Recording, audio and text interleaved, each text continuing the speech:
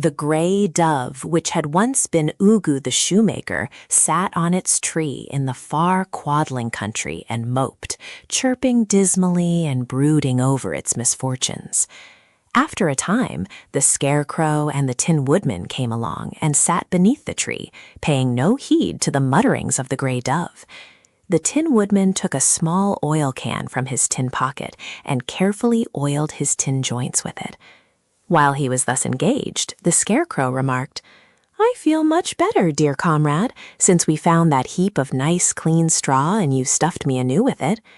"And I feel much better now that my joints are oiled," returned the Tin Woodman with a sigh of pleasure.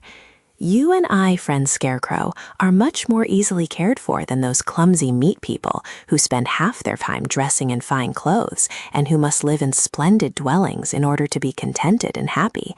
You and I do not eat, and so we are spared the dreadful bother of getting 3 meals a day, nor do we waste half our lives in sleep, a condition that causes the meat people to lose all consciousness and become as thoughtless and helpless as logs of wood."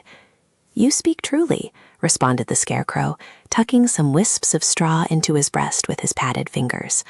"I often feel sorry for the meat people, many of whom are my friends. Even the beasts are happier than they, for they require less to make them content." "And the birds are the luckiest creatures of all, for they can fly swiftly where they will and find a home at any place they care to perch. Their food consists of seeds and grains they gather from the fields, and their drink is a sip of water from some running brook. If I could not be a Scarecrow or a Tin Woodman, my next choice would be to live as a bird does." The gray dove had listened carefully to this speech and seemed to find comfort in it, for it hushed its moaning.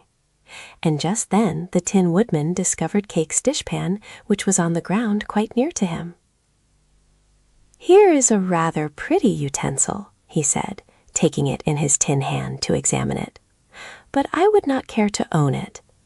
Whoever fashioned it of gold and covered it with diamonds did not add to its usefulness, nor do I consider it as beautiful as the bright dishpans of tin one usually sees.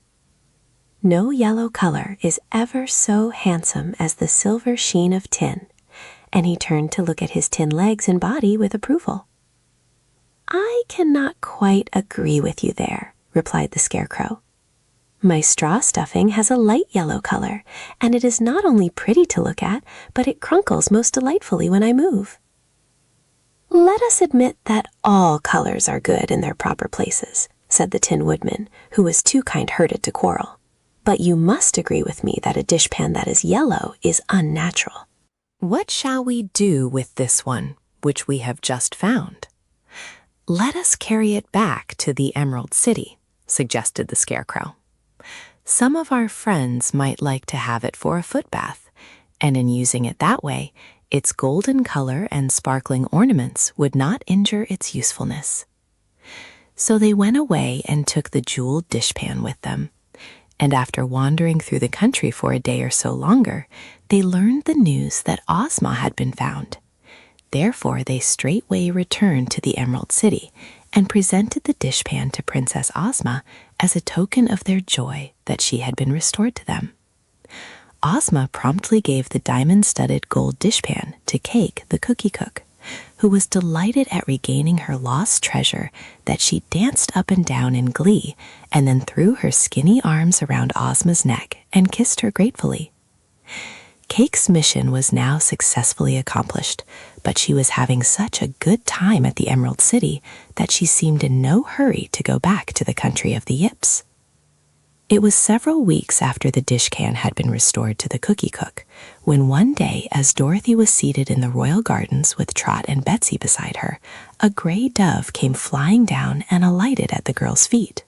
"I am Ugu the shoemaker," said the dove in a soft morning voice, "and I have come to ask you to forgive me for the great wrong I did in stealing Ozma and the magic that belonged to her and to others."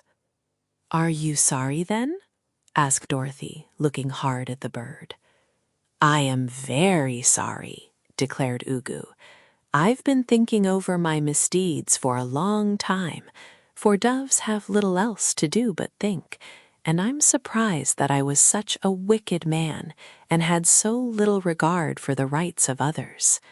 I am now convinced that even had I succeeded in making myself ruler of all Oz, I should not have been happy, for many days of quiet thought have shown me that only those things one acquires honestly are able to render one content.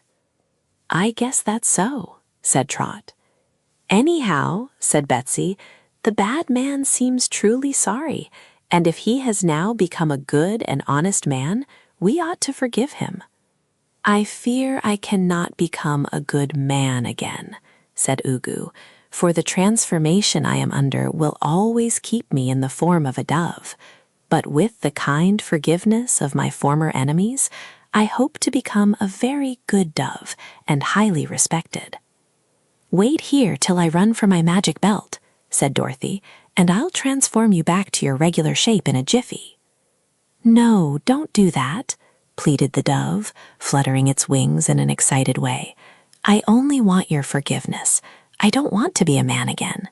As Ugu, the shoemaker, I was skinny and old and unlovely. As a dove, I am quite pretty to look at. As a man, I was ambitious and cruel, while as a dove, I can be content with my lot and happy in my simple life.